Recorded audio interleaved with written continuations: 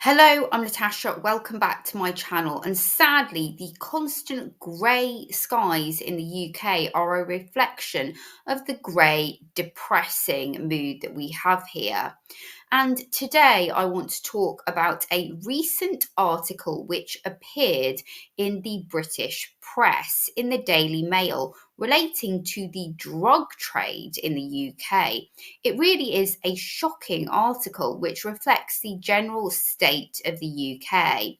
It states as follows: the stranglehold Albanian gangs have gained over Britain's drug trade has been well documented, but their domination is not complete. Criminals from the Balkan nation are acknowledged by police to exert considerable control over the supply of narcotics flowing into the country after undercutting their rivals with lower prices and gaining a reputation as people you can do business with.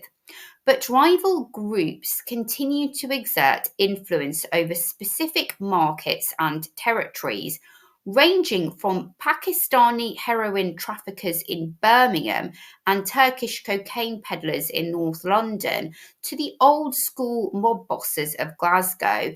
These criminal factions form a volatile cocktail of competing interests that regularly explodes into violence. I mean, what are we actually doing here, allowing this sort of thing to go on in the UK, allowing this sort of criminality to go on? Is it because we don't have any industry anymore that the government turns a blind eye to it because it is bringing money into the country? According to a House of Commons Library publication document, it has been estimated that the value of the illicit drugs market in the UK is worth £9.4 billion. And I'm not really sure how the figure is derived, but it is clear that drugs are a big problem for the UK. According to an article in the Daily Telegraph, Britain has a worse cocaine habit than Colombia.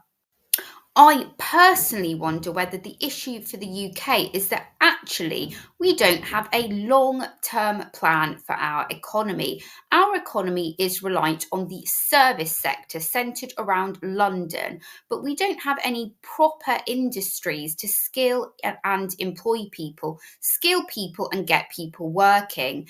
The service industries account for 81% of total UK economic output, and London accounts for almost half of the UK's service sector exports.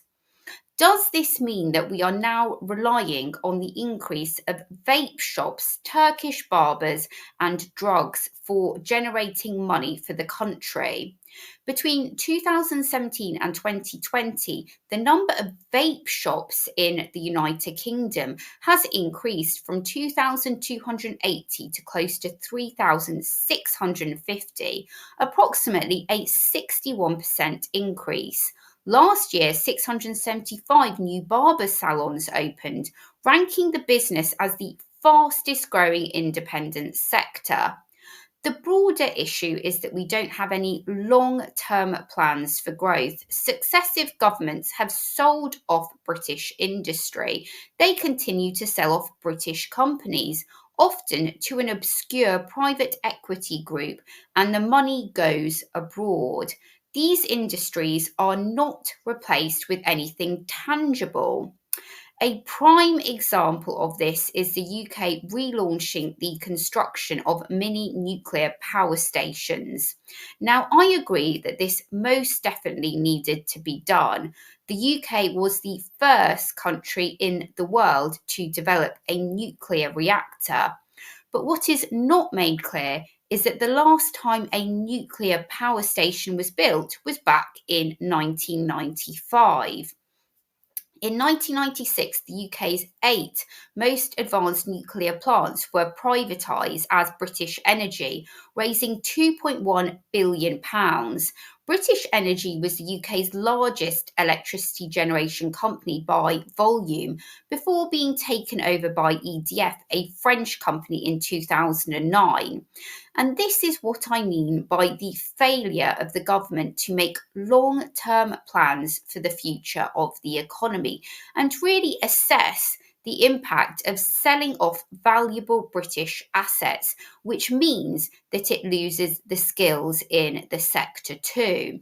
Starmer has launched a task force to build British skills in the area, and we would have these skills if we didn't sell off the industry years ago. I think there really needs to be a public interest review when deciding to sell off important British assets and, in general, a long term plan for economic growth. Let me know your thoughts in the comments below.